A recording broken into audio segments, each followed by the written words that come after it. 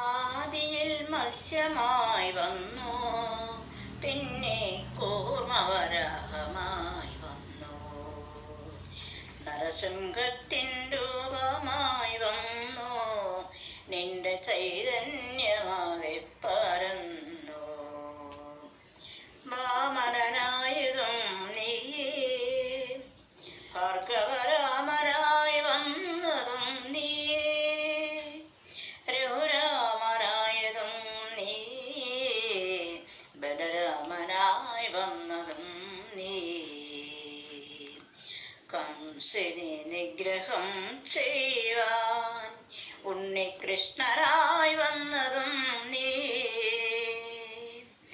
കൽകിയായി വന്നിനി വേലിൽ ശിഷ്ടരക്ഷണം ചെയ്യ